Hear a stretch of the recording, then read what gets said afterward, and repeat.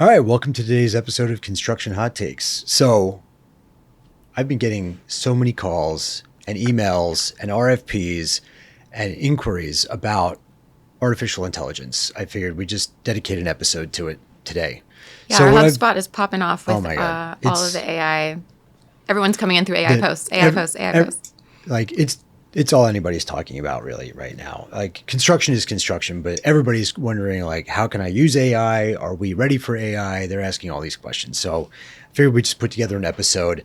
I'll share some of the top 5 trends that we're seeing across the industry. I know you've got some questions Yeah. about AI that, from the skeptic's point of view, like, is this really a thing? Do we need to be worried about this? Should we be looking at this? I'll try and answer as best I can. Everything I'm going to tell you here today is based on the best knowledge I have right now at the end of January of 2026. So, And that's a crazy thing is like a month from now, everything we say could be completely different. yeah, well, that's why the goal of this is Right. that we're going to try and do this every quarter, Yeah. at least every 3 months. We'll try and put together an update and let you know what are the hottest trends, what's the most popular software that's being used, if we have some names to drop. I'll add that we're not affiliated with any of these software companies other than being Procore certified consultants. So we do have some certifications from Procore, but other than that, we are just industry friends of a lot of these software companies. We have clients that use them, so we get to meet them all and we get to play with their softwares, working with these clients that we have. So let's get started. Well, you said something interesting to me earlier that I think you should point out, and that is that like right now, especially because it's happening so fast, no one is an expert in AI, right? Even the people who are Yes. building the AI themselves don't quite know everything there is to know, right? It is changing so fast. So it's like, it's our job to be like 2 steps ahead of everybody else, which we're trying to be, and we are. We dedicate a lot of time and resources to it, but just I don't want any of our clients to get snake oil sold that like, oh, these are the experts in AI. That's, someone claiming to sell you these things. Because at the end of the day, that doesn't exist right now. I mean, this is such a fast evolving technology, right? It's going so fast. There's hundreds of companies out there in the construction space that are launching platforms or embedding AI into their platforms. And, people are asking me, well, which one's the best or which ones are full of shit? And the answer is, I don't know for sure. I know which ones are most popular or the ones that are most established that we can share and talk about a little bit today. Yeah. The ones we've seen actually work. With the in ones real that we've life, seen yeah. in action, the ones that we have clients that our clients are actually using. But there's a lot of stuff out there that we just haven't seen yet. That's new products coming to market. And I don't know that I'm qualified or anybody is qualified to say whether something is legit and powerful and will work well and will actually solve your problems or not. I think there's a lot of due diligence that needs to happen with a lot of these platforms before you decide to use any of them. Demonstrations, integrations, test accounts. There's a whole thing I want to talk about Yeah. data integrity and what governance really means. I think that's a valuable thing because that's a word that's being thrown around a lot. And people don't really understand what people mean when they're talking about data governance. So I think there's a lot of stuff to unpack here. And I'm going to try and do it in a palatable, digestible format of 15 to 20 minutes. So let's get into it, Yeah, right? let's do it. All right. I've got 5 trends I want to share with you. The first one, Copilots are becoming native in the big construction platforms. So you're probably familiar with Copilot in Microsoft and Gemini for Google. And, those are things that are embedded in the software. If you have Microsoft Word, you've got Copilot in the corner and it's an AI that can help you with your Word document, just like they have it in Excel. Or if you're in Google Docs, you've got Gemini, or in your email, you've got Gemini to help you. Well, they're embedding AI into some of the ERP platforms now, like Sage, and we hear Spectrum's got one coming out. And then, of course, Procore just launched Helix, their embedded AI. I was at Groundbreak back in October, November, and they showed it to us. I got to play with it. We got it turned on in our account. And for those of you who have Procore, if you didn't know it, it is available for free in a beta that you can opt into anywhere in North America, as I understand it. So it's available. I have a question about Helix. Yes. So you use the term play with it. And I feel like that's kind of what a lot of our clients have experienced right now is they're just playing with the AI instead of like It's like playing with a toy instead of actually figuring out how to make it work for them and do some heavy lifting. Like, tell me more about, you've actually seen Helix do some heavy lifting and make a difference? I've seen it do some light lifting. Okay. I haven't had a lot of time to play with it for heavy lifting yet, Yeah. but well, one, it can run reports. So if you just tell it what you're looking for, it will generate the report for you. You don't have to go in and build the report from scratch anymore. I've also created an agent I did this at Groundbreak 3 months ago, where I pretended I was a superintendent and I didn't want to fill up my daily log. I just wanted to talk to my phone and have the AI convert that into my daily log.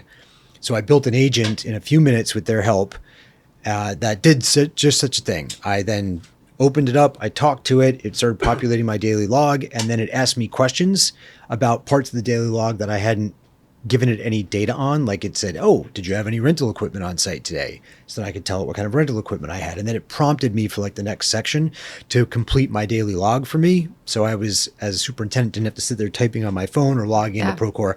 I could just talk to it and it did the transcription for me and it summarized it, and it was pretty slick. Nice. That's available right now. Sure. I mean, that's a time saver, especially for people who have superintendents who are a little reluctant or to use the tech. Or they struggle to get them to do it consistently. Like these are some of the things that are easy lifts, easy benefits to get. So these AIs are starting to become embedded in as free tools, native tools into these different platforms. So that's one trend that we start seeing now. Another one is document intelligence. So the AI is really good at reading and understanding documents. Probably better than it is at doing your financial data analysis yet. So there's platforms out there like Document Crunch. They're a local company here in Atlanta, but they're a Procore partner, and they were developed by a construction lawyer. He has trained an AI to understand contract law for contractors for construction. And so it can now do the contract analysis, surface risk. It can bring that stuff to surface really easy. It can do comparative analysis between contracts from your historical records. You could even do this with a ChatGPT or Perplexity if you feed it enough construction contracts and train it. And you can, use one of the free GPTs that are out there that are kind of pre-trained, but then train it on your contracts, and then it'll help you draft or analyze subcontracts, prime contracts, all that kind of stuff. But there are some construction-specific ones that are built, like Document Crunch, that are kind of leading the way on this front. So documents is a thing we see. It can do a lot with a little. It can also look at plan revisions, look at old plans versus new plans, and help you surface the differences between them, like an overlay. Procore can do an overlay. There's other softwares like Bluebeam that can do overlay. Well, the AI can do that now as well.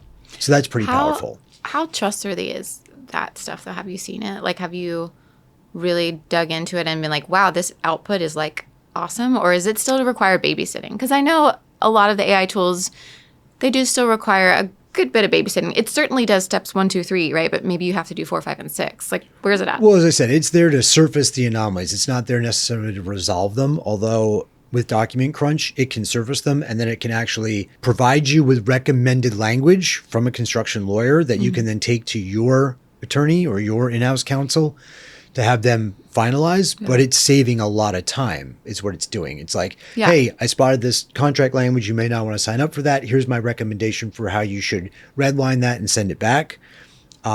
Or if your subcontractor redlines your contract to them, it can analyze what the subcontractor's redlines were versus your original and tell you if it's now exposing you to more risk or absolving them of something you don't want them to let them off the hook for. So that's what it's really good at is helping you understand where the differences are or where the risk is so that a human can then get involved in a very targeted fashion to go resolve it. It's not there necessarily to do it all for you, but it's saving you those first few steps. You don't have to sit there reading a 100-page contract anymore. You can have the AI read the whole thing and give you the 10 areas you need to go look at so your time is more focused and valuable. No, that's helpful for sure. But I think there's going to be people too that maybe they're just throwing their documents or their contracts in ChatGPT or Gemini or whatever, and they're going to ask it that. Like, what are some of the risks in doing that people might not understand. Oh, thank you for the leading question. So I've had this conversation a few times recently. If you are using a Perplexity or a ChatGPT or one of these, widely available AI tools, the most important thing to know is that if you are not on a paid account and you have not made your data private, it is using your data to train its larger language model. So at the bottom, like we use ChatGPT and we have a paid account and it's protected. It says at the bottom of the screen, Ascent Consulting's data is not used to train our models. So I don't our know if I data actually is believe silent. that though. Well, I mean, It's the best we can do, right? But that's like the best you got right Right, now I is know. they're supposedly complying with federal Supposedly, law in that yes. way. And so we are trusting them to be honest, I guess is the right word to say. But just know that if you are on a free account, you are not paying for any of these tools. If you're on a free account, your data is public domain. You are now sharing that out to the world through the larger language model. It's using your data and your contract language and your documents I think I to read train something everything. too that like it's a loophole where you literally surrendering your intellectual property rights when you put something into the free version of ChatGPT. I don't know about that. I would have to talk to a real intellectual property lawyer Yeah. about that. I don't think it can. I don't think you can violate your own intellectual property claim just by Giving it doing away. that. Well, just by using that tool. But Yeah. consult your local or national attorney. Yeah. I don't have an answer on that one for sure. All right, we have a lot to get through. Number 3, estimating. So this is one that we've talked about before. The AI is not here to replace your estimators yet. Yet. But what it is really good at doing is the nuts and bolts takeoff. It can do the counts. It can do the linear foot calculations, the square footage calculations. It can do all of that stuff and give you a very detailed bill of materials that your estimators can then use to finalize the bid. So think about how much time is spent doing nuts and bolts takeoff. If you could save all that time and give that time back to your estimators to spend more time going out and getting quotes for coverage or getting dialed in scopes of work for your subs that are bidding or your vendors that are supplying materials, it gives them more time to finalize the bid, which hopefully makes them better at winning. It also gives you capacity to get more output. You could generate more bids if you had the AI doing the nuts and bolts takeoff for you. So I even see general contractors using this to validate or invalidate subcontractor submissions. I see subs using this to do nuts and bolts takeoffs on counts like light fixtures and plumbing fixtures and square foot of sheetrock and linear feet of steel stud that are needed in a building. It can do all of that really good. It's really good at counting and it can read plans. There are specific softwares that have that built in. Yeah, I was about to say, is this just ChatGPT? No. Like, yeah, that sounds like outside No, that this is a capability. trained software. There's ones for most of the trades out there already. You should go check with your estimating software provider. And if you're still estimating in Excel, then I recommend you go look at estimating platforms that are available now. I think you'll be really shocked at what's available. All right. The other thing that they can do, what we're leading up to with estimating, is that if you can start dumping in historical records for how projects actually went, it will start to update its database for what things actually cost to buy and install. So it's got a feedback loop that's starting to be built as people put more and more data in. It's getting smarter and smarter, and eventually it's going to lead up to it's going to be able to put together the draft of the whole estimate and the bid proposal for you, and a human's still going to be able to validate and finalize those bids, but it's going to simplify the estimating process. It's going to standardize it too. If everybody's using the same takeoff software, the counts are going to be equal, and now you're competing on productivity and labor and safety ratings and things that should make a difference, not did you miscount the number of light fixtures and toilets in the building. So if we could standardize the counts with AI, then we could have I'll say a little more level playing field in the estimating and bid process. So, and if you're not using AI, think about how much more competitive your competitors will be if they're using the AI and they can generate 2 to 3 times the number of bids that you can, and they have more accuracy. So eventually I think the whole industry is going to wind up with AI doing takeoffs. All right. Trend number 4, schedule. So this is an interesting one. The AI cannot build a critical path method, a CPM schedule yet, to my knowledge. However, it is really good at doing schedule analysis. And if you're feeding it data about where you're at in production versus the schedule, it can help you spot pinch points. It can start to help you put together recovery plans. It can help you adjust all that stuff. So there's several softwares I saw at Groundbreak that were fantastic at this. I'm not going to drop any names, but there are plenty of them out there that are playing in this scheduling area, because that is production and time and sequencing, and the AI is really good at understanding sequential activities. Yeah. So we can understand that, you're supposed to be halfway done with an 8-day activity in 4 days, and if you tell it you're only at 30%, it can recalculate and redo the whole schedule and redraft it for you. So pretty slick. So take a look out for that. And my last emerging trend right now is on the finance side. So easy lifts that we've seen, there's multiple platforms like Field Materials and Kojo that can do your purchasing, your invoice matching, and even do a 3-way match with a field delivery ticket if you're collecting those. But if you're not, at least it's matching your purchase order with your invoice. And it's there to spot the anomalies. It's not there to take humans out of it, but it takes a lot of time for accounting people to receive an invoice, pull up a purchase order, match things up line by line for price and quantity and description, and then find the anomalies. Well, we bought it at $1.50 and they're charging us $1.75 per foot. What's the problem? And then going back to the vendor. So what the AI is able to do is look at the invoice versus the purchase order, and if everything matches, just pass it through. It looks clean. It's ready to process. It spots the anomalies and surfaces them so that your people can focus on just going to resolve the problems with the vendors or with the purchase orders or with the invoice, whatever the problem is. So it's simplifying that AP process. Also, the 3-way match, very few companies do the 3-way match of getting the field delivery ticket, matching that up with the purchase order and the invoice to do the 3-way. The AI can do it pretty much instantaneously. You issue the purchase order through the platform. Somebody in the field takes a picture of the delivery ticket with their phone and uploads it to the platform. And then the invoice comes in and you drop that in and the AI goes to work. And it just tells you if everything matches, go ahead and pay the invoice. And if there's a problem, like a back order that wasn't captured, like half of one line was back ordered, but they invoiced you for all of it, it spots it, it surfaces it. It can even, I've seen them where it can even prep the email to the vendor and you just hit the send button if you've got the vendor's information in the system. That's pretty nice. That's pretty slick. Yeah. Big time savers. Right. Those have been around for a year or two now. Yeah, we've seen those. And we've worked with contractors on both platforms, so I've seen those firsthand. The other thing that's getting better at is doing the data analysis. So we talked about Procore Helix a little while ago. If you have clean data, and this is going to lead to my governance thing, if you have clean data in the system, the AI can actually do the trend analysis and generate certain reports for you.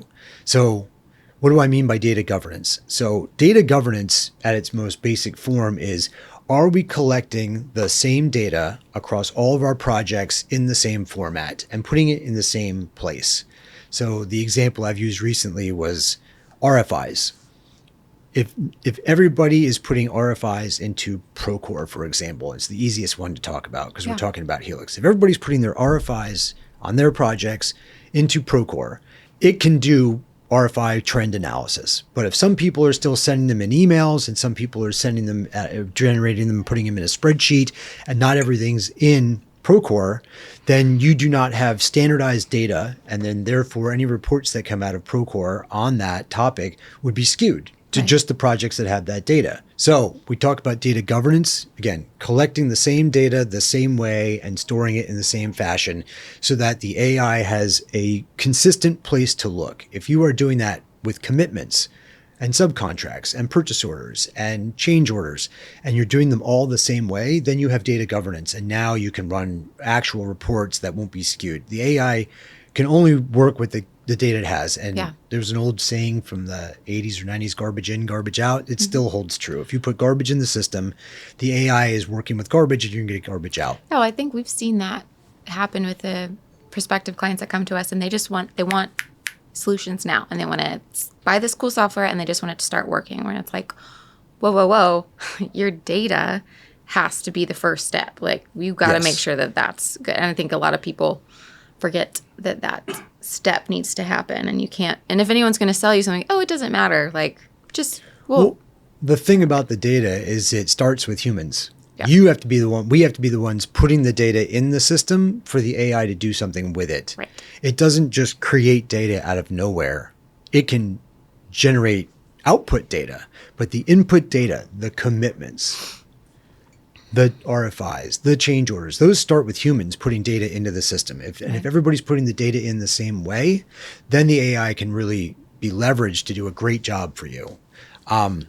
So those are my takeaways, my big 5 trends, and a few things to just highlights, right? Like, integration beats innovation. We don't need to be creating custom agents for everything right now. There are so many off-the-shelf tools that can be leveraged that you can just buy that somebody else has taken the time to build and customize.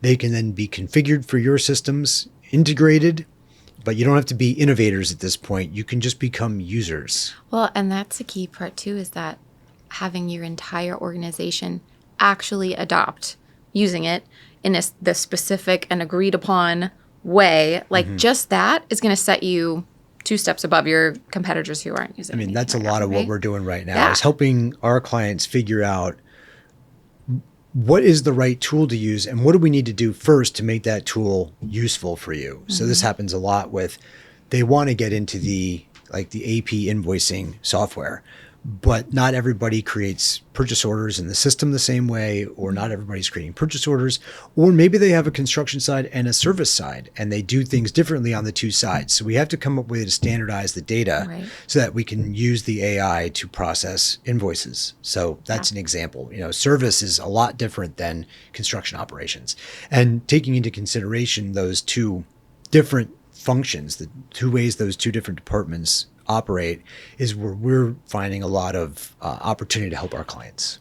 So I have a question for you that's a little more existential, but that is that maybe this is a good thing, but do you feel that the art, is that right, the word? The art and the science of construction and actually really knowing how to build a building, nuts and bolts and all the way from the ground up, like you and Jeff know, that knowledge is dying, but how fast is it dying, and is it still worth having when the AI can do all of the things? So like these young kids, do they even need to learn all of that to have the theory, or should they just rely on the AI?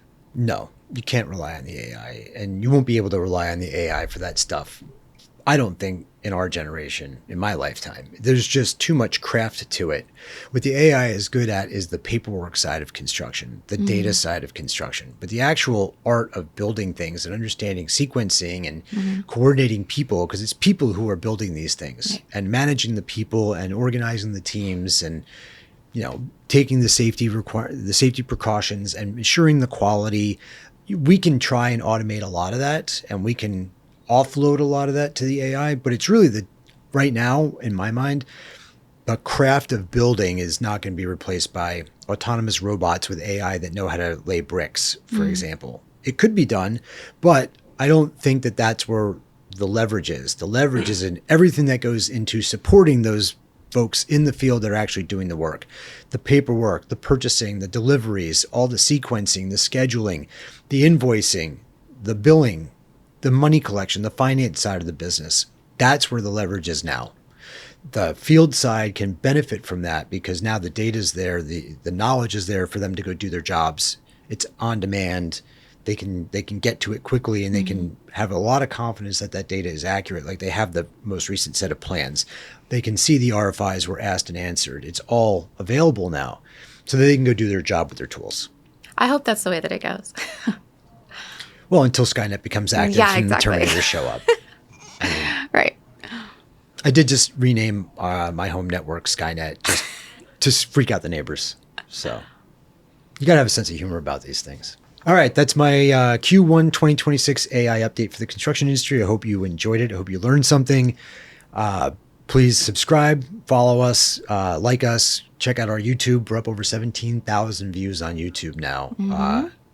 That's shocking. That's like half a basketball auditorium. So Is it shocking? I mean, you hired me to do my job well, and I'm shocking doing to it. me. I'm surprised that many people want to listen to us babble on about You guys have construction industry. good things to say. Thank you. Appreciate it. Anyway, check us out. Apple, Spotify, YouTube. We'll see you on the next one.